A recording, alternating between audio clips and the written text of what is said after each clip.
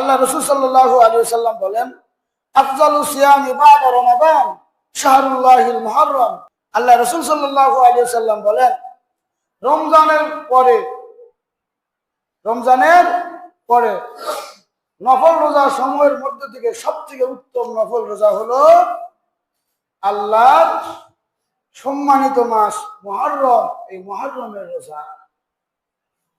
রমজান মাসে যে রোজা ফরজ, এই রমজানের রোজা বাদ দিয়ে যত নফল রোজা আছে, সকল নফল রোজার মধ্যে আল্লাহর সম্মানিত মাস মুহররম, এই মুহররম মাসে রোজা রাখাটা কি সব থেকে বেশি উত্তম।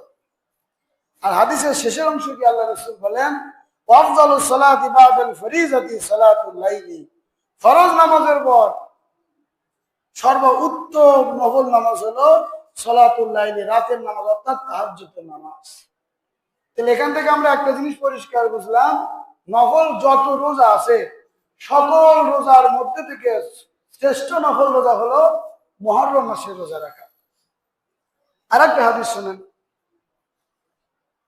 সিয়ামু ইয়াউমি আশুরা আহতাসিবু আলাল্লাহি আন ইউকাফিরা সানাতা আল্লাতী ক্বাবলাহু। আল্লাহ রাসূল সাল্লাল্লাহু আলাইহি ওয়াসাল্লাম হাদিস থেকে পরিষ্কার আমরা বুঝতে পারি, আশুরার দিনের রোজা রাখা সম্পর্কে আল্লাহ রাসূল বলেন, আহতাসিবু আলাল্লাহ, আমি আল্লাহর উপর ভরসা করি যে আন ইউকাফিরা সানাতা আল্লাতী ক্বাবলাহু। আল্লাহু আকবার। যেটার ভাব অর্থ এটা যে আশুরার দিনে গিয়ে যদি একটা রোজা রাখে, তাহলে এই একটি রোজায় 1 বছর যে সগীরা গুনাহ করেছে তার জন্য কাফারা শুরু হবে। অর্থাৎ আল্লাহ পাক একটি আশুরার রোজা রাখলে আল্লাহ তার 1 বছরের অতীতের যাবতীয় সগীরা গুনাহ মাফ করবেন। কয় বছরে? 1 বছর। এখন প্রশ্ন হলো, আশুরা রোজা আমরা রাখবো কোন দিনে?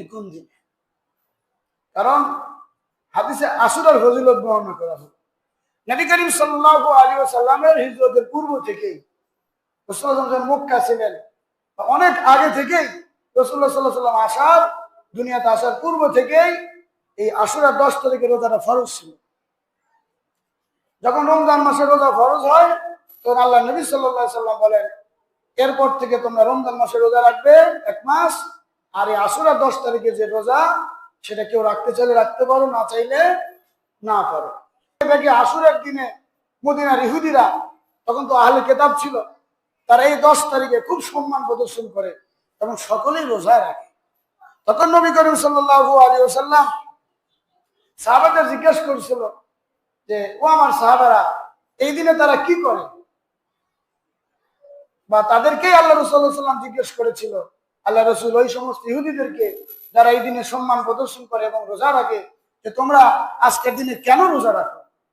তখন ওই সময় ওই ইহুদিরা বলেছিল, ইয়া রাসূলুল্লাহ, আমরা আজকে এই জন্যই রোজা রাখি যে আজকের দিনে মুসা আলাইহিস সালাতু ওয়াস সালামকে ফিরআউন তাড়া করেছিল, আল্লাহ পাক মুসা আলাইহিস সালামকে মুক্তি দিয়েছিলেন এবং ফিরআউনকে পানির মধ্যে চুবাইয়া মেরেছিলেন। মুসা আলাইহিস সালাম তখন শুকরিয়া তার রোজা রেখেছিল, যার কারণে এতদিন পরেও আমরা আজকে এই দিনে রোজা রাখি। তখন মুহাম্মদ সাল্লাল্লাহু আলাইহি ওয়াসাল্লাম সাহাবাদেরকে লক্ষ্য করে বলেছিলেন যে এই বিষয়ে মুসা আলাইহিস সালামের অনুসরণের দিক থেকে এই ইহুদিদের থেকে আমরাও বেশি হকদার, সুতরাং আমরাও আজ থেকে রোজা রাখবো। তবে হাদিসের মধ্যে যেহেতু ইহুদিদের খেলাফ বিপরীত ভাবে চলার কথা বলা হয়েছে, 9 তারিখ এবং 10 তারিখ, আরেক ভাবে পাওয়া যায় 10 তারিখ বা 11 তারিখের কথা আছে। অর্থাৎ 10 তারিখ ঠিক রেখে আগে একদিন, অথবা 10 তারিখ ঠিক রেখে পরে একদিন, দুইটা আমরা রোজা রাখবো। আমরা যদি সবাই খেয়াল করি, আলহামদুলিল্লাহ আমরা এই রোজা রাখতে পারবো, সুন্দর করে রোজা রাখতে পারবো। আল্লাহ পাক আমাদেরকে আশুরার এই নফল রোজাগুলো রাখার তৌফিক দান করুন। পরিশেষে একটি কথা আমি বলি, যদি আপনারা নাও পারেন, আপনাদের স্ত্রী, মেয়ে, মা, চাচি, দাদিরা যদি রোজা রাখে, তাহলে আপাতত এই 2 দিনে সংসারের অন্যরকম বিভিন্ন যে চাপ একটু কমায় দিবেন। এই রান্নাবাড়ি, খাবার দাবার, বিভিন্ন আইটেমের দিকে না গিয়ে যেটুকু পারেন ততটুকুই করলো, তাদেরকে একটু রেস্টে সময় দিবেন। হঠাৎ করে রোজা রাখে দু কষ্ট ভাই, 1 মাস ধারাবাহিকভাবে একরকম, হঠাৎ করে দূরে রাখে আর এক রকম। আমাদের মা, চাচি, স্ত্রীরা যদি রোজা রাখে, আমরা সর্বোচ্চ তাদেরকে একটু রেস্ট দিয়ে সহযোগিতা করব।